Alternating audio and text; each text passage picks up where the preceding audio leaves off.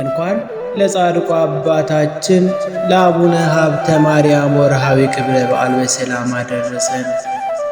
የጻድቁ አባታችን የአቡነ ሀብተ ማርያም በረከታቸው አገራችን በኢትዮጵያ ላይ እንዲሁም በእኛ በሕዝቦቿ ላይ ጸንቶ ለዘላለም ይደርብን።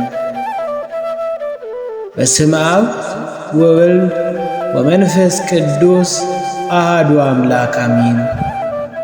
በቅድሚያ ክርስቶሳውያን በወልድ ውሉዳነ እግዚአብሔር በመንፈስ ቅዱስ መንፈሳውያን የተሰኛችው የልዑል እግዚአብሔር ቤተሰቦች የእናታችን የቅድስት ድንግል ማርያም የአስራት የአደራ ልጆች ወደደንና ባፈቀረን እስከ ሞት ድረስ በታመነልን በአምላካችን በመድኃኒታችን በኢየሱስ ክርስቶስ ፍጹም የሰላምታ ቃል በያላችሁበት እንደምን አደራችሁ፣ እንደምን ዋላችሁ፣ እንደምን አመሻችሁ።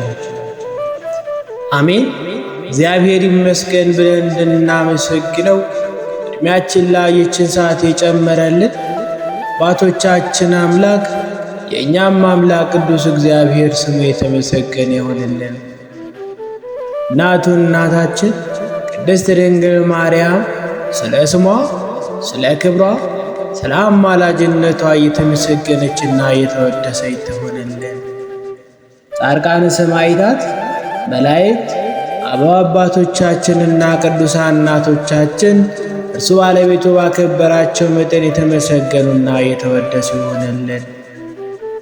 እንኳን ለጻድቁ አባታችን ለአቡነ ሀብተ ማርያም ወርሃዊ ክብረ በዓል በሰላም አደረሰን። ውድ የቻናላችን ቤተሰቦች ቻናላችንን ሰብስክራይብ በማድረግ እንዲሁም ላይክ፣ ሼር በማድረግ አገልግሎቱን እንድትደግፉ በልዑል እግዚአብሔር ስም እንጠይቃለን።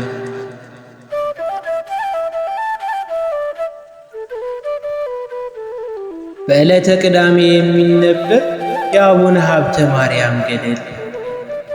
አንድ አምላክ በሚሆን በአብ በወልድ መንፈስ ቅዱስ ስም እያመንን በዕለተ ቅዳሜ የሚነበብ የአቡነ ሀብተ ማርያምን ገድል ማንበብ እንጀምራለን። ከቤቱ ከገባ በኋላ ጸሎቱን ይጸልይ በጀመረ ጊዜ ጸሎቱንም ሲጸልይ ሳለ ጌታችን መድኃኒታችን ኢየሱስ ክርስቶስ የብዙ መላእክትን አስቀድሞ ቅዱሳን አንስትን ካስከተለች ከእናቱ ከቅድስት ድንግል ማርያም ጋር ወደ እርሱ መጣ። ዳግመኛም ጻድቃንም ሰማዕታትም ሐዋርያትም ነቢያትም ተገለጹለት። አባታችን አቡነ ሀብተ ማርያም ያለበት ቤትም ብርሃን ተሞላ። ያን ጊዜ ይህ የሚያስፈራ ድንቅ ራእይ ባየ ጊዜ ደንግጦም ፈራ። ጌታችንም ወዳጄ ሀብተ ማርያም ዘወትር የምትሠራውን ሥራ ሁሉ እኔ ወድጄ የምቀበለው እውነት እነግርሃለሁ ብሎ በፍቅር በአንድነትም ተናገረው። ልጅህን የቀማኸኝ ሰው ይቅር ስላልክ ባለ ዘመን ሁሉ ከአንተ ጋር እንዳልለይ የለመንከኝን ሁሉ እንዳደርግልህ የማይታበል ቃል እምላለሃለሁ። እናንተም እኔ በሰማይ አባታችሁ በአብ ዘንድ ይቅርታ እንድታገኙ የምታዝኑ የምትራሩ ሁኑ ብዬ ባለ ሁሉ ዞሬ ያስተማርኩትን ስለፈጸምክ እኔ ስለ አንተ በቀል ልገድለው ዘንድ ቸነፈርን በሰደርኩበት ጊዜ አንተ ግን ልበ ሰፊ ነገር አላፊ ሆነ በሽታውን ሳትፈራ ገብተህ ጠየቅከው። ያን ኃጢአተኛውን ሰው ኃጢአቱንም ይቅር ብለሃልና እኔም ስለዚህ በክብር ላይ ክብር በአክሊል ላይም አክሊልን እጨምርልሃለሁ።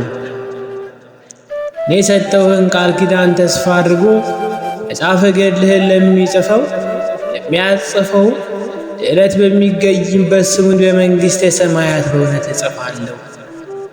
ሥጋህም ከተቀበረበት ወዲያና በወዲህ ተከታትመው የሥጋዊ የደማዊ ሁሉ ጸሎት ወደ እኔ እንዲያሳርጉ መላእክተ ብርሃንን አዛለሁ።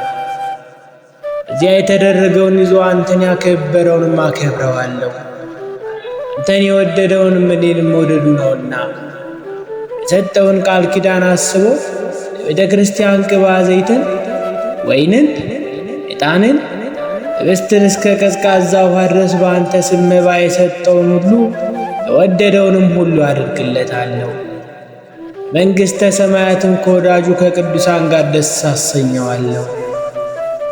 ትሩፋትን የሚናገር መጽሐፍህን የሚያነብ ወዲያና ወዲህ ሳይል በማድነቅ መጽሐፈ ገድልህንም የሚሰማ በግልጥ ከአንተ ጋር መንግሥተ ሰማያት እንዲገባም አደርገዋለሁ። ኃጥእ ሰው በሃይማኖት አምኖ አቤቱ አባታችን የአቡነ ሀብተ ማርያም ፈጣሪ ኃጢአቴን ይቅር በለኝ ብሎ ያንተ ስም ጠርቶ ቢለምነኝ ኃጢአቱንም አስተሰርይለታለሁ። አንተ ስለወደድከኝ ንጹሕ ማደሪያ ስለሆንከኝ ከዚህ ወራት እንዳንተ ያለ ንጹሕ ድንግል ልበሰፊ አላፊ ትሕትናን የያዘ ደግ አዋቂ ብልህ ታጋሽ የሆነ የለምና አለው። አንተ በተሰጠ ሀብት ከሌሎች ጣዖታት ለይተ ስለወደድከኝ ብቻ አይደለም እኔን ከሌሎች መነኮሳት ወድጄ ስለመረጥኩህ ነው እንጂ ሳልፈጥር አስቀድሜ ወድጄሃለሁና ተፈጥረህም በእናትህ ማኅፀንም ሳለ አክብሬሃለሁና ማደሪያዬም አድርጌሃለሁ። ቅዱሳን መላእክቶችም የምትሻውን ይፈጽሙልህ ዘንድ አዛቸዋለሁ። ዘወትር ከአንተ ጋር ይኖራሉ፣ ከአንተም አይለዩም። በሕፃንነት በራት ሳለ በሌሊት ራእይ የተገለጽኩልህም እኔ ነኝ። እምቢ በላቸው እንጂ አንተ ያልሆነ እሸቱን ከልጆቹ አትብላ ስልህ ጌታዬ እሺ፣ ነገር ግን ስምህን ንገረኝ ብትለኝ ያን ጊዜ አልገለጽኩልህም ነበር። ኋላ እነግርሃለሁ ብዬህ ነበርና ዛሬ ግን የምነግርበት ጊዜ ስለደረሰ እነግርሃለሁ። ያን ጊዜ ሥላሴን አንድነትና ሦስትነትን የሚያስረዳ ብዬ ምስጢርን ነገረው። አባታችን አቡነ ሀብተ ማርያምን የሰማውን ምስጢር ጽፎ አትሞ ከእርሱ ዘንድ በክብርም አኖረው። ይህ መጽሐፍ ለምስክርነት በሌላ ቦታም ተቀምጧል። ይህም ብንጽፍ ከነገሩ ብዛት የተነሳ መጻሕፍቱን ቦታ ባልወሰነውም ነበር። ክብርና ምስጋና ይግባውና ጌታችን መድኃኒታችን ኢየሱስ ክርስቶስ ሰላምታ ከሰጠው በኋላ መላእክቶቹን የሚሻውን ታደርጉለት ዘንድ እንድትጎበኙት እናንተን ወዳጄ ለአቡነ ሀብተ ማርያም ቃል ኪዳን ግቡለትም አላቸው። የመላእክት አለቃ ቅዱስ ሚካኤልም አቡነ ሀብተ ማርያምን የቸርነት መልአክ ሚካኤል፣ የይቅርታ መልአክ ሚካኤል፣ የማዳን መልአክ ሚካኤል ወይ ብለህ ስሜን ጠርተህ በለመንከኝ ጊዜ አንተን ለመርዳትና ለማዳን ፈጽሜ ወደ አንተ እመጣለሁኝ አለው። ከቅዱስ ሚካኤልም በኋላ መጋቤ ደመና የሚሆን ሌላ መልአክ መጥቶ በስመ አብ ወወልድ ወመንፈስ ቅዱስ ብለህ ጸሎት በምትጀምርበት ጊዜ ልረዳህም እመጣለሁ፣ ስሜ በምስጋና ጎብኘኝ አለው። እንደዚህም ሰባቱ ሊቃነ መላእክት፣ አራቱ ጸወርተ መንበር ኪሩቤል፣ 24ቱ አጠንተ መንበር ካህናተ ሰማይ፣ አምላክን የወለደች እመቤታችንም ሁሉንም እያንዳንዳቸው ስማቸውን እየጸለየ በጠራ ጊዜ በአንድነት ይጎበኙት ዘንድ ቃል ኪዳንን ገቡለት። ከዚህ ሁሉ በኋላ ፍቅር አንድነቴ ከአንተ ጋር ይሁን ብሎ ቡራኬውንም ሰጠው። ፍቅር የሰብ ስለሆነ አፉን ስሞት ጌታችን መድኃኒታችን ኢየሱስ ክርስቶስን በክብር ወደ ሰማይ አረገ። አባታችን አቡነ ሀብተ ማርያምን ከፈጣሪው ከእግዚአብሔር የተሰጠውን ክብር እያደነቀ በጾም በጸሎትም ኖረ። ለእኛም ለተሰጠው ክብር እግዚአብሔር ለዘላለም ያድለን፣ ለዘላለሙ አሜን። ዕለታት በአንዲት ዕለት ሥጋውን ደሙን ቀድሶ ለማቅረብ ወደ ቤተ ክርስቲያን አባታችን በገባ ጊዜ ለመርዳት ቅዱስ ሚካኤልና ቅዱስ ገብርኤል ወረዱ። ከወረዱም በኋላ ሚካኤል እንደ ጥላ ራሱን ጋረደው። ገብርኤልም የጠፋውን ኃይለ ቃል ያቃናለት ዘንድ ወንጌልን ሲያነብ ይደግፈውም ነበረ። በዚያች ቀን አቡነ ሀብተ ማርያም ሥጋውና ደሙን ለመቀበል የአድባራቱና በየገዳማቱ ተሰውረው የሚኖሩ 500 ስውራን ቅዱሳንም ወደ እርሱ መጡ። ጌታችን ኢየሱስ ክርስቶስም ተገልጦ ከዛሬ ጀምሮ እስከ ዕለተ ሞትህ ከእጅ ሥጋውና ደሙን የተቀበለውን ምሬልሃለሁ፣ ስውርም ሆኖ በግልጥም ሆኖ ዘወትር እንድትቀድስም አዝሃለሁ ብሎና ካዘዘው በኋላ ጌታችን መድኃኒታችን ኢየሱስ ክርስቶስ ተሰወረ። ዳግመኛም ቅዳሴ ማርያምን ቀድሶ የትንሣኤ ዕለት ካቆረበ በኋላ በሰላም ወጥቶ በፍቅር በአንድነት ወደ ቤቱም ተመልሶ ሳለ በመግባቱም ጊዜ አምላክን የወለደች ቅድስት ድንግል ማርያም ተገልጣ ነገም አንተው ቅዳሴን ቀድስ፣ ይህም ቅዳሴ መዓዛ ቅዳሴ ነውና የዓለም መሠረት ማርያም ወደ እኔ ነይ ብለህ ጥራኝ፣ ነቢያትን ሐዋርያትንም አስከትዬ መጥቼ ባርክሃለሁ አለችው። አቡነ ሀብተ ማርያምም እመቤቴ ሆይ እንዳዘዝሽኝ እሺ ብዬ ቀድስ ነበር። ነገር ግን ዛሬ በተራዬ ከቀደስኩ በኋላ ነገ ባለ ተራ ቄስ ይቀድሳልና ለእኔ ማን ይሰጠኛል አላት። ክርስቶስን የወለደች እመቤታችን ቅድስት ድንግል ማርያም ፈቃዴ ስለሆነ አንተ እንድትቀድስልኝም አድርጋለሁ፣ አንተ ቅድስ ብላ ከእርሱ ዘንድ ተሰወረች። በነጋው የሚያዝያ መባቻ ሰኞ ቀን ነበረ። ሌላው ተረኛ ቄስ የሚቀድስበትም ቀን ነበር። ተረኛው ቄስ ከእንቅልፉ በነቃ ጊዜ ቸኩሎ እየተፋጠነ ወደ ቤተ ክርስቲያን ሲሮጥ በጎዳና እግሮቹ ተሰነካከሉና ከድንጋይ ላይ ወድቆ ጥርሱም ደማ። ስለ ሥጋው ወደሙም ቅዳሴ ደንግጦ ከዚህ በኋላ እያዘነም ወደ አባታችን ወደ አቡነ ሀብተ ማርያም ሄዶ ያ ቄስ በጣም እያዘነና እየተከዘ በእኔ ስም ከሚታጎል አንተ ቀድስልኝም አላቸው። እነሆ እኔ በመንገድ ወድቄ ከጥርሴት ብዙ ደም ፈሷልና በማለት አባ ሀብተ ማርያምንም ለመነ። አቡነ ሀብተ ማርያምም የቄሱን ነገር ሰምቶ አምላክን የወለደች እመቤታችን የነገረችውንም ነገር አስቦም አደነቀ። ከዚህ በኋላ አምላክን የወለደች ቅድስት ድንግል ማርያም አስቀድማ እንደነገረችው ሠራዬ ቄስ ሆኖ ቅዳሴ ማርያምን ቀደሰ። የዓለም ሁሉ መሠረት የምትሆኝ ማርያም ሆይ ስሟን በጠራ ጊዜ እመቤታችን ቅድስት ድንግል ማርያም መጥታ በእውነት ባረከችው። ሥጋውና ደሙን የተቀበሉ ምዕመናንም ሁሉ ደጋጎች ተባሉ።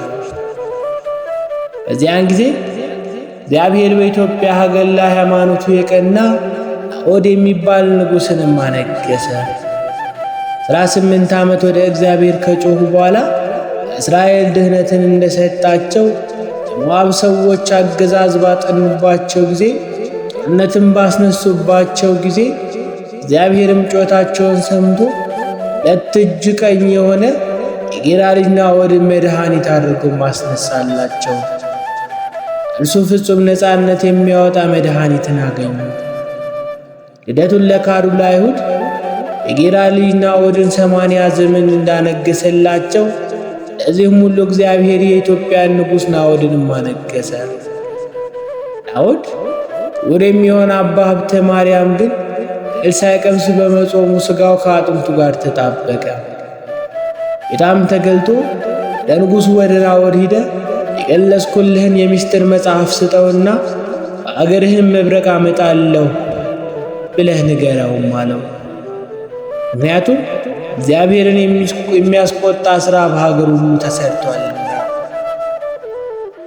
አቡነ ሀብተ ማርያም የኃይል የሌለኝ ደካማ ነኝ፣ ዘመኑም የክረምት ወራት ነው፣ እንደምን አድርጌ ደርሳለሁ ጌታዬ ፈጣሪህ ብሎ ለመነ። ይህንንም አስተምረህ የሰጠኸኝን መጽሐፍ ጌታ ሆይ አንተ መጽሐፉን ስጠው፣ አንተው አስተምረው፣ መብረቅንም አውርደ ጻድቃንን ከኃጥአን ጋር አታጥፋቸው። ጌታም ኃይል የምሰጥህ እኔ ነኝ። እውር ቢከተል ሁለቱም ከጉድጓድ እንዲወድቁ እኔ እውር ነኝ። እኔ በሰላም ወደ እውነተኛ መንገድ የምመራ አይደለሁም። ስሜ ብርሃን ነው። ንጉሥ ፈርቶ ንስሐ ገብቶ ካልጸለየ መብረቅ ማውረድንም አልተውም አለው። ነገር ግን አስቀድመ ሄደ ያልኩህን ሁሉ ለንጉሡ ንገረውና ንስሐ ሲገባ አንተም ትረዳዋለህ።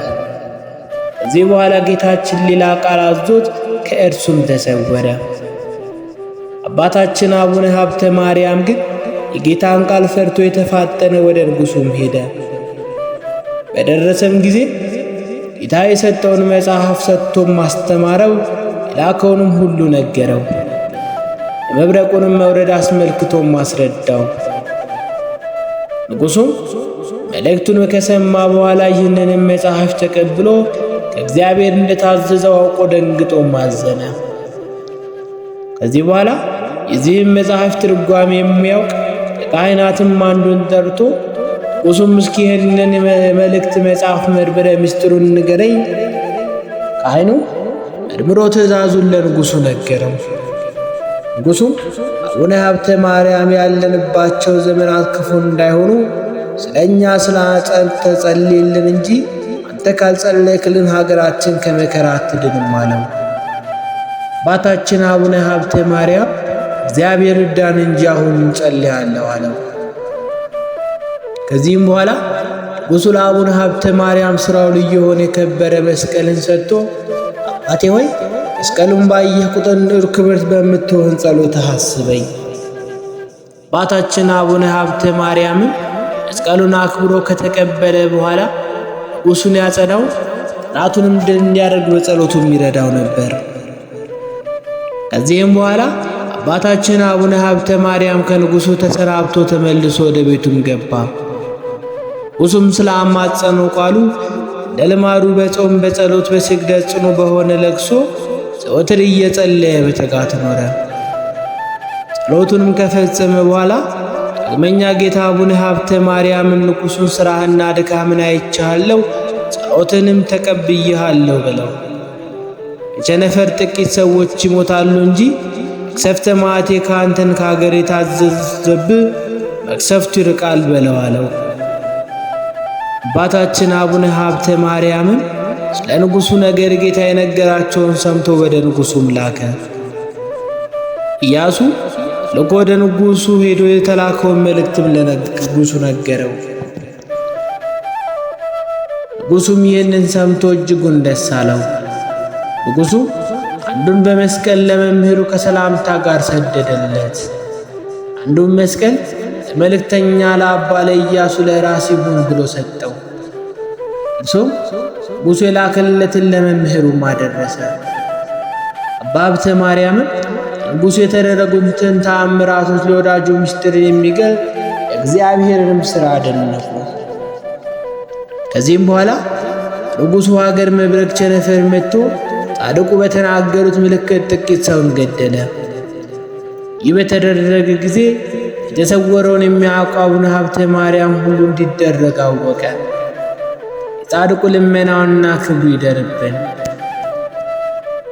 እንደ አምላክ በሚሆን ሦስቱ ስም አምነን ብፁዕ አባታችን አቡነ ሀብተ ማርያም ያደረገውን ተአምር እናገራለን። ልመናውና ክብሩ በሁላችን በሕዝበ ክርስቲያን ላይ ይደርብን ለዘለዓለሙ አሜን። እዚህ ቦታ የተሰበሰባችሁ ወንድሞቼ ሆይ እኔ የምነግራችሁን አባታችን አቡነ ሀብተ ማርያም ያደረገውን ድንቅ ሥራም ስሙ። ከብዙ ልጆቹና ከነሚስቱ ጋር ቸነፈር በሚባል በሽታ የታመመ አንድ ባለጸጋ ነበር። ከዚያ ሰው ከልጆቹ ልጅ በገባው በበሽታውም ሞቶ ነበረ። በዚያችም ወራት በደብረ ሊባኖስ የሚኖር አንድ ዲያቆን ነበር። ይኸውም ዲያቆን አቡነ ሀብተ ማርያምን ታመድ ያውቅ ነበርና ከአባታችን መሬት የእምነቱን አፈር ይዞ ከነ ልጆቹ ከነ ሚስቱ ጋር ወደ ታመመውን ሰው ቤት ሄዶ የእምነቱን መሬት ሰውየው ሰጠው። በውሃ በጥብጠውም እየጠጡ እየተቀቡ ልጆቹም ሚስቱም ሰውየውም በዚያ ከቸነፈር በሽታ ሁሎቹም በፍጥነት ዳኑ።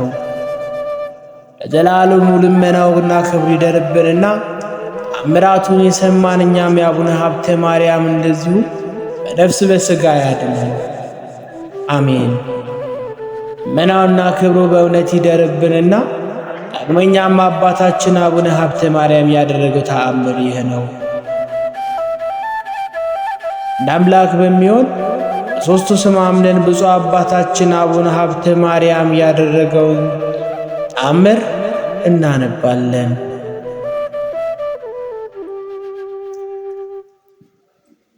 ለሞት የሚያደርስ ጽኑ ደዌ ታሞ ወደ ደብረ ሊባኖስ ማን በወሰደኝ እያለ በተመኘው በከተማ የሚኖርም አንድ ሰው ነበረ።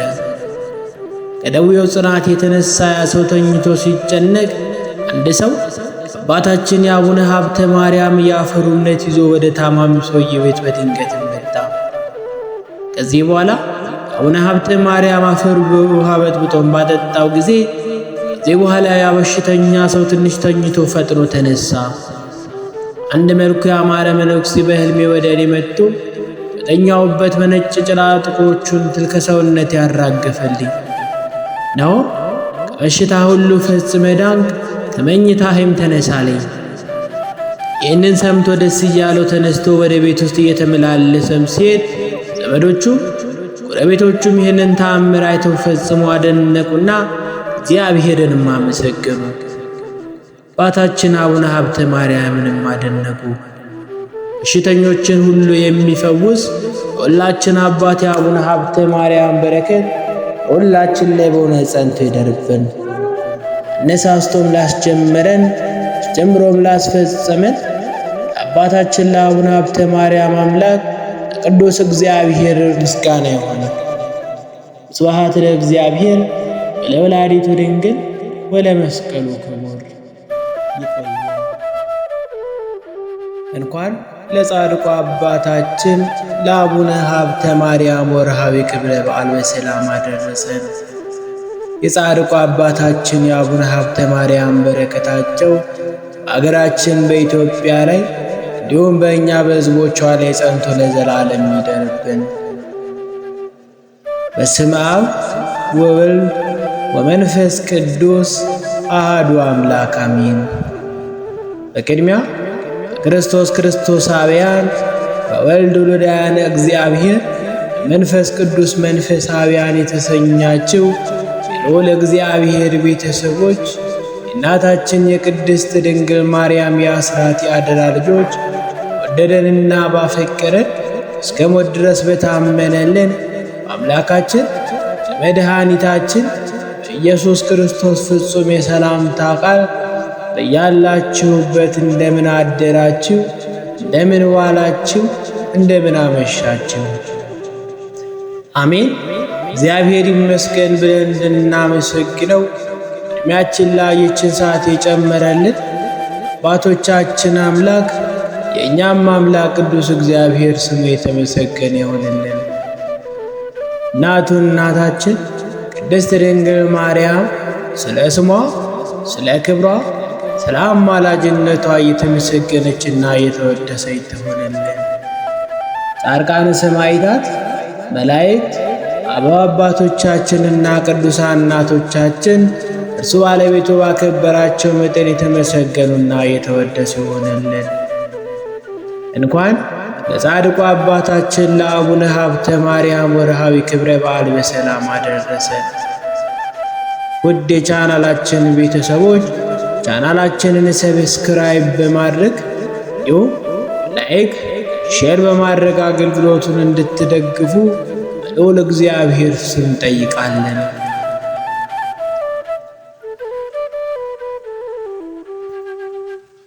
በዕለተ ቅዳሜ የሚነበብ የአቡነ ሀብተ ማርያም ገድል።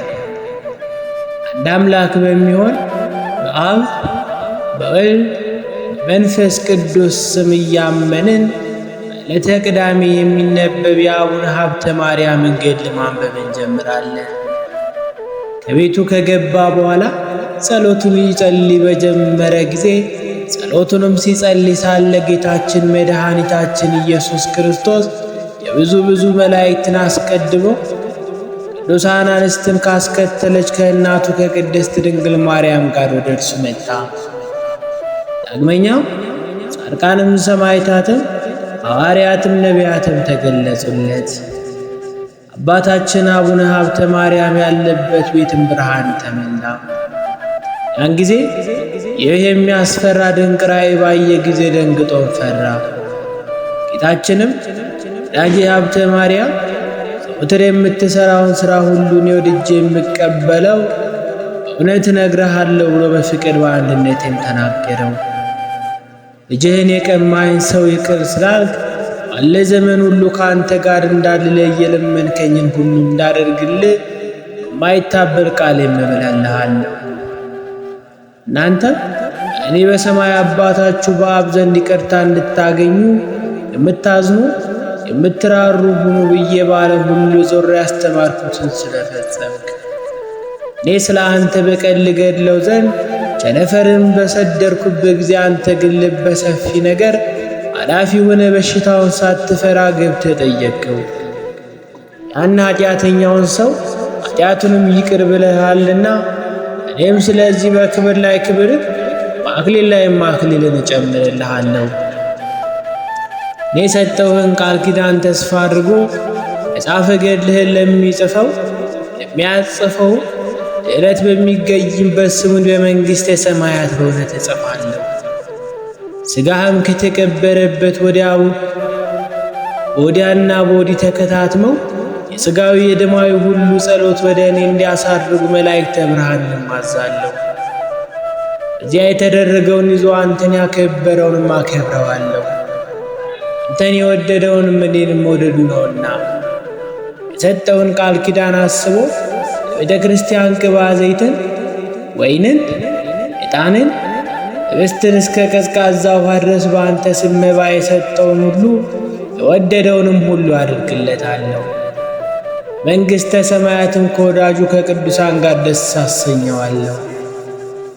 ትሩፋትን የሚናገር መጽሐፍህን የሚያነብ ወዲያና ወዲህ ሳይል በማድነቅ መጽሐፈ ገድልህንም የሚሰማ በግልጥ ከአንተ ጋር መንግሥተ ሰማያት እንዲገባም አደርገዋለሁ። ኃጥእ ሰው በሃይማኖት አምኖ አቤቱ አባታችን የአቡነ ሀብተ ማርያም ፈጣሪ ኃጢአቴን ይቅር በለኝ ብሎ ያንተ ስም ጠርቶ ቢለምነኝ ኃጢአቱንም አስተስርይለታለሁ። አንተ ስለወደድከኝ ንጹሕ ማደሪያ ስለሆንከኝ እዚህ ወራት እንዳንተ ያለ ንጹሕ ድንግል ልበሰፊ ኃላፊ ትሕትናን የያዘ ደግ አዋቂ ብልህ ታጋሽ የሆነ የለምና ነው። አንተ በተሰጠ ሀብት ከሌሎች ጣዖታት ለይተ ስለወደድከኝ ብቻ አይደለም እኔን ከሌሎች መነኮሳት ወድጄ ስለመረጥኩህ ነው እንጂ ሳልፈጥር አስቀድሜ ወድጄሃለሁና ተፈጥረህም በእናትህ ማኅፀንም ሳለ አክብሬሃለሁና ማደሪያዬም አድርጌሃለሁ። ቅዱሳን መላእክቶችም የምትሻውን ይፈጽሙልህ ዘንድ አዛቸዋለሁ። ዘወትር ከአንተ ጋር ይኖራሉ፣ ከአንተም አይለዩም። ሕፃንነት በራት ሳለ በሌሊት ራእይ የተገለጽኩልህም እኔ ነኝ። እምቢ በላቸው እንጂ አንተ ያልሆነ እሸቱን ከልጆቹ አትብላ ስልህ ጌታዬ እሺ፣ ነገር ግን ስምህን ንገረኝ ብትለኝ ያን ጊዜ አልገለጽኩልህም ነበር። ኋላ እነግርሃለሁ ብዬህ ነበርና ዛሬ ግን የምነግርበት ጊዜ ስለደረሰ እነግርሃለሁ። ያን ጊዜ ሥላሴን አንድነትና ሦስትነትን የሚያስረዳ ብዬ ምስጢርን ነገረው። አባታችን አቡነ ሀብተ ማርያምን የሰማውን ምስጢር ጽፎ አትሞ ከእርሱ ዘንድ በክብርም አኖረው። ይህ መጽሐፍ ለምስክርነት በሌላ ቦታም ተቀምጧል። ይህም ብንጽፍ ከነገሩ ብዛት የተነሳ መጻሕፍቱን ቦታ ባልወሰነውም ነበር። ክብርና ምስጋና ይግባውና ጌታችን መድኃኒታችን ኢየሱስ ክርስቶስ ሰላምታ ከሰጠው በኋላ መላእክቶቹን የሚሻውን ታደርጉለት ዘንድ እንድትጎበኙት እናንተን ወዳጄ ለአቡነ ሀብተ ማርያም ቃል ኪዳን ግቡለትም አላቸው። የመላእክት አለቃ ቅዱስ ሚካኤልም አቡነ ሀብተ ማርያምን የቸርነት መልአክ ሚካኤል፣ የይቅርታ መልአክ ሚካኤል፣ የማዳን መልአክ ሚካኤል ወይ ብለህ ስሜን ጠርተህ በለመንከኝ ጊዜ አንተን ለመርዳትና ለማዳን ፈጽሜ ወደ አንተ እመጣለሁኝ አለው። ከቅዱስ ሚካኤልም በኋላ መጋቤ ደመና የሚሆን ሌላ መልአክ መጥቶ በስመ አብ ወወልድ ወመንፈስ ቅዱስ ብለህ ጸሎት በምትጀምርበት ጊዜ ልረዳህም እመጣለሁ፣ ስሜ በምስጋና ጎብኘኝ አለው።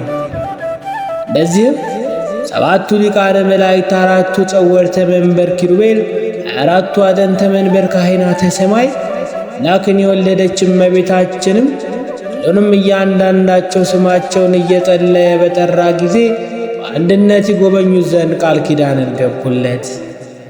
ከዚህ ሁሉ በኋላ ፍቅር አንድነቴ ከአንተ ጋር ይሁን ብሎ ቡራኬውንም ሰጠው። ፍቅር የሰብ ስለሆነ አፉን ስሞት ጌታችን መድኃኒታችን ኢየሱስ ክርስቶስን በክብር ወደ ሰማይ አረገ። አባታችን አቡነ ሀብተ ማርያምን ከፈጣሪው ከእግዚአብሔር የተሰጠውን ክብር እያደነቀ በጾም በጸሎትም ኖረ። ለእኛም ለሰጠው ክብር እግዚአብሔር ለዘላለም ያድለን፣ ለዘላለሙ አሜን። ዕለታት በአንዲት ዕለት ሥጋውን ደሙን ቀድሶ ለማቅረብ ወደ ቤተ ክርስቲያን አባታችን በገባ ጊዜ ለመርዳት ቅዱስ ሚካኤልና ቅዱስ ገብርኤል ወረዱ። ከወረዱም በኋላ ሚካኤል እንደ ጥላ ራሱን ጋረደው። ገብርኤልም የጠፋውን ኃይለ ቃል ያቃናለት ዘንድ ወንጌልን ሲያነብ ይደግፈውም ነበረ። በዚያች ቀን አቡነ ሀብተ ማርያም ሥጋውና ደሙን ለመቀበል የአድባራቱና በየገዳማቱ ተሰውረው የሚኖሩ 500 ስውራን ቅዱሳንም ወደ እርሱ መጡ። ጌታችን ኢየሱስ ክርስቶስን ተገልጦ ከዛሬ ጀምሮ እስከ ዕለተ ሞት ከእጅ ሥጋውና ደሙን የተቀበለውን ምሬልሃለሁ፣ ስውርም ሆኖ በግልጥም ሆኖ ዘወትር እንድትቀድስም አዝሃለሁ ብሎ ካዘዘው በኋላ ጌታችን መድኃኒታችን ኢየሱስ ክርስቶስ ተሰወረ። ዳግመኛም ቅዳሴ ማርያምን ቀድሶ የትንሣኤ ዕለት ካቆረበ በኋላ በሰላም ወጥቶ በፍቅር በአንድነት ወደ ቤቱም ተመልሶ ሳለ በመግባቱም ጊዜ አምላክን የወለደች ቅድስት ድንግል ማርያም ተገልጣ ነገም አንተው ቅዳሴን ቀድስ፣ ይህም ቅዳሴ መዓዛ ቅዳሴ ነውና የዓለም መሠረት ማርያም ወደ እኔ ብለህ ጥራኝ፣ ነቢያትን ሐዋርያትንም አስከትዬ መጥቼ ባርክሃለሁ አለችው። አቡነ ሀብተ ማርያምም እመቤቴ ሆይ እንዳዘዝሽኝ እሺ ብዬ ቀድስ ነበር። ነገር ግን ዛሬ በተራዬ ከቀደስኩ በኋላ ነገ ባለ ተራ ቄስ ይቀድሳልና ለእኔ ማን ይሰጠኛል አላት። ክርስቶስን የወለደች እመቤታችን ቅድስት ድንግል ማርያም ፈቃዴ ስለሆነ አንተ እንድትቀድስልኝም አድርጋለሁ፣ አንተ ቅድስ ብላ ከእርሱ ዘንድ ተሰወረች። በነጋው የሚያዝያ መባቻ ሰኞ ቀን ነበረ። ሌላው ተረኛ ቄስ የሚቀድስበትም ቀን ነበር። ተረኛው ቄስ ከእንቅልፉ በነቃ ጊዜ ቸኩሎ እየተፋጠነ ወደ ቤተ ክርስቲያን ሲሮጥ በጎዳና እግሮቹ ተሰነካከሉና ከድንጋይ ላይ ወድቆ ጥርሱም ደማ። ስለ ሥጋው ወደሙም ቅዳሴ ደንግጦ ከዚህ በኋላ እያዘነም ወደ አባታችን ወደ አቡነ ሀብተ ማርያም ሄዶ ያ ቄስ በጣም እያዘንና እየተከዘ በእኔ ስም ከሚታጎል አንተ ቀድስልኝም አላቸው። እነሆ እኔ በመንገድ ወድቄ ከጥርሴት ብዙ ደም ፈሷልና በማለት አባ ሀብተ ማርያምንም ለመነ። አቡነ ሀብተ ማርያምም የቄሱን ነገር ሰምቶ አምላክን የወለደች እመቤታችን የነገረችውንም ነገር አስቦም አደነቀ። ከዚህ በኋላ አምላክን የወለደች ቅድስት ድንግል ማርያም አስቀድማ እንደነገረችው ሠራዬ ቄስ ሆኖ ቅዳሴ ማርያምን ቀደሰ። የዓለም ሁሉ መሠረት የምትሆኝ ማርያም ሆይ ስሟን በጠራ ጊዜ እመቤታችን ቅድስት ድንግል ማርያም መጥታ በእውነት ባረከችው። ሥጋውና ደሙን የተቀበሉ ምዕመናንም ሁሉ ደጋጎች ተባሉ። በዚያን ጊዜ እግዚአብሔር በኢትዮጵያ ሀገር ላይ ሃይማኖቱ የቀና ናዖድ የሚባል ንጉሥንም አነገሠ። 18 ዓመት ወደ እግዚአብሔር ከጮኹ በኋላ ለእስራኤል ድኅነትን እንደሰጣቸው የሞዓብ ሰዎች አገዛዝ ባጠኑባቸው ጊዜ ጦርነትን ባስነሱባቸው ጊዜ እግዚአብሔርም ጮታቸውን ሰምቶ 2 እጅ ቀኝ የሆነ የጌራ ልጅ ናዖድን መድኃኒት አድርጎ ማስነሳላቸው። እርሱ ፍጹም ነፃነት የሚያወጣ መድኃኒትን አገኙ። ልደቱን ለካዱ ለአይሁድ የጌራ ልጅ ናዖድን 80 ዘመን እንዳነገሰላቸው ለዚህም ሁሉ እግዚአብሔር የኢትዮጵያን ንጉሥ ናዖድንም አነገሠ። ናዖድ ክቡር የሚሆን አባ ሀብተ ማርያም ግን እህል ሳይቀምስ በመጾሙ ሥጋው ከአጥንቱ ጋር ተጣበቀ። ጌታም ተገልጦ ለንጉሡ ወደ ናዖድ ሂደ የገለጽኩልህን የሚስጥር መጽሐፍ ስጠውና በአገርህም መብረቅ አመጣለሁ ብለህ ንገረውም አለው። ምክንያቱም እግዚአብሔርን የሚያስቆጣ ሥራ በሀገር ሁሉ ተሰርቷልና። አቡነ ሀብተ ማርያም የኃይል የሌለኝ ደካማ ነኝ፣ ዘመኑም የክረምት ወራት ነው፣ እንደምን አድርጌ ደርሳለሁ ጌታዬ ፈጣሪዬ ብሎ ለመነ። ይህንንም አስተምረህ የሰጠኸኝን መጽሐፍ ጌታ ሆይ አንተ መጽሐፉን ስጠው፣ አንተው አስተምረው፣ መብረቅንም አውርደ ጻድቃንን ከኃጥአን ጋር አታጥፋቸው። ጌታም ኃይል የምሰጥህ እኔ ነኝ፣ እውር ቢከተል ሁለቱም ከጉድጓድ እንዲወድቁ እኔ ዕውር ነኝ፣ እኔ በሰላም ወደ እውነተኛ መንገድ የምመራ አይደለሁም፣ ስሜ ብርሃን ነው። ንጉሥ ፈርቶ ንስሐ ገብቶ ካልጸለየ መብረቅ ማውረድንም አልተውም አለው። ነገር ግን አስቀድመ ሄደ ያልኩህን ሁሉ ለንጉሡ ንገረውና ንስሐ ሲገባ አንተም ትረዳዋለህ። ከዚህ በኋላ ጌታችን ሌላ ቃል አዞት ከእርሱም ተሰወረ። አባታችን አቡነ ሀብተ ማርያም ግን የጌታን ቃል ፈርቶ የተፋጠነ ወደ ንጉሡም ሄደ። በደረሰም ጊዜ ጌታ የሰጠውን መጽሐፍ ሰጥቶም ማስተማረው፣ የላከውንም ሁሉ ነገረው። የመብረቁንም መውረድ አስመልክቶም አስረዳው። ንጉሡም መልእክቱን ከሰማ በኋላ ይህንንም መጽሐፍ ተቀብሎ ከእግዚአብሔር እንደታዘዘው አውቆ ደንግጦም አዘነ። ከዚህ በኋላ የዚህም መጽሐፍ ትርጓሜ የሚያውቅ ከካህናትም አንዱን ጠርቶ ንጉሡም እስኪ ይህንን መልእክት መጽሐፍ መርምረ ምስጢሩን ንገረኝ። ካህኑ መርምሮ ትእዛዙን ለንጉሡ ነገረው። ንጉሡም አቡነ ሀብተ ማርያም ያለንባቸው ዘመናት ክፉ እንዳይሆኑ ስለ እኛ ተጸልይልን እንጂ አንተ ካልጸለይክልን ሀገራችን ከመከራ አትድንም አለው። አባታችን አቡነ ሀብተ ማርያም እግዚአብሔር እርዳን እንጂ አሁን እንጸልያለሁ አለው። ከዚህም በኋላ ንጉሡ ለአቡነ ሀብተ ማርያም ሥራው ልዩ የሆነ የከበረ መስቀልን ሰጥቶ አባቴ ሆይ መስቀሉን ባየህ ቁጥር ክብርት በምትሆን ጸሎትህ አስበኝ። አባታችን አቡነ ሀብተ ማርያምም መስቀሉን አክብሮ ከተቀበለ በኋላ ንጉሡን ያጸዳው፣ ራቱንም ድል እንዲያደርግ በጸሎቱም ይረዳው ነበር። ከዚህም በኋላ አባታችን አቡነ ሀብተ ማርያም ከንጉሡ ተሰናብቶ ተመልሶ ወደ ቤቱም ገባ። ንጉሡም ስለ አማጸነው ቃሉ እንደ ልማዱ በጾም በጸሎት በስግደት ጽኑ በሆነ ለቅሶ ዘወትር እየጸለየ በትጋት ኖረ። ጸሎቱንም ከፈጸመ በኋላ ዳግመኛ ጌታ አቡነ ሀብተ ማርያምን ንጉሡን ሥራህና ድካምን አይቼሃለሁ፣ ጸሎትንም ተቀብዬሃለሁ በለው። የቸነፈር ጥቂት ሰዎች ይሞታሉ እንጂ መቅሰፍተ መዓቴ ከአንተን ከአገር የታዘዘብህ መቅሰፍቱ ይርቃል በለው አለው። አባታችን አቡነ ሀብተ ማርያምም ስለ ንጉሡ ነገር ጌታ የነገራቸውን ሰምቶ ወደ ንጉሡም ላከ። ኢያሱ ልኮ ወደ ንጉሡ ሄዶ የተላከውን መልእክትም ለንጉሡ ነገረው። ንጉሡም ይህንን ሰምቶ እጅጉን ደስ አለው። ንጉሡ አንዱን በመስቀል ለመምህሩ ከሰላምታ ጋር ሰደደለት። አንዱን መስቀል ለመልእክተኛ ለአባ ለኢያሱ ለራስ ይሁን ብሎ ሰጠው። እርሱም ንጉሡ የላከለትን ለመምህሩም አደረሰ።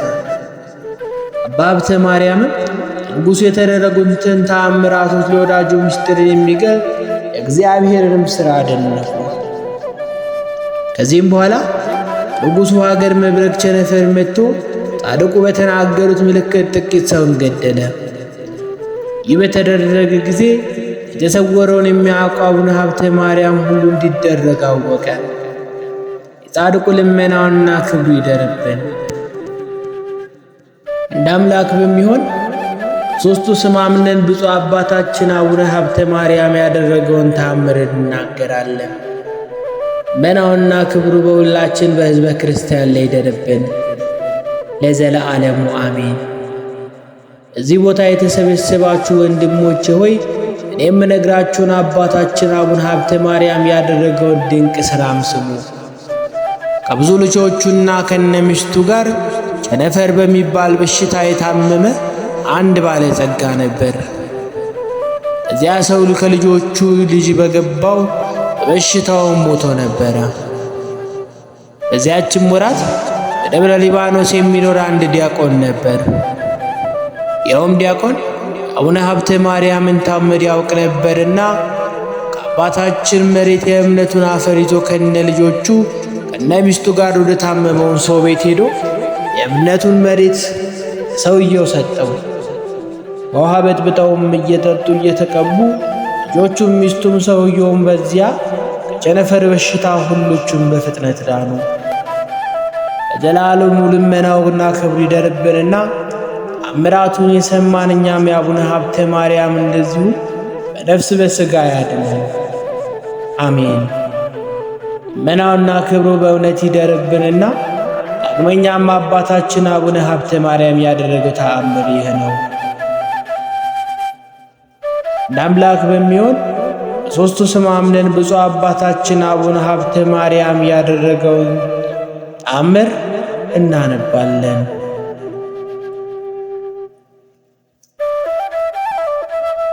ለሞት የሚያደርስ ጽኑ ደዌ ታሞ ወደ ደብረ ሊባኖስ ማን በወሰደኝ እያለ በተመኘው በከተማ የሚኖርም አንድ ሰው ነበረ።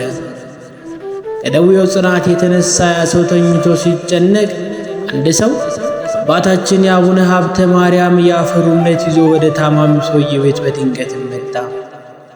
ከዚህ በኋላ አቡነ ሀብተ ማርያም አፈሩ በውሃ በጥብጦን ባጠጣው ጊዜ ከዚህ በኋላ ያ በሽተኛ ሰው ትንሽ ተኝቶ ፈጥኖ ተነሳ።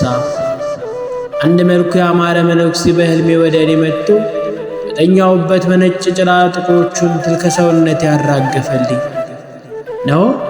ከበሽታ ሁሉ ፈጽመህ ዳንክ፣ ከመኝታህም ተነሳለኝ። ይህንን ሰምቶ ደስ እያለው ተነስቶ ወደ ቤት ውስጥ እየተመላለሰም ሲሄድ ዘመዶቹ ጎረቤቶቹም ይህንን ተአምር አይተው ፈጽሞ አደነቁና እግዚአብሔርንም አመሰገኑ። አባታችን አቡነ ሀብተ ማርያምንም አደነቁ። በሽተኞችን ሁሉ የሚፈውስ ሁላችን አባት የአቡነ ሀብተ ማርያም በረከት ሁላችን ላይ በእውነት ጸንቶ ይደርብን። ነሳስቶም ላስጀመረን ጀምሮም ላስፈጸመን አባታችን ለአቡነ ሀብተ ማርያም አምላክ ቅዱስ እግዚአብሔር ምስጋና ይሁን። ስብሐት ለእግዚአብሔር ወለወላዲቱ ድንግል ወለመስቀሉ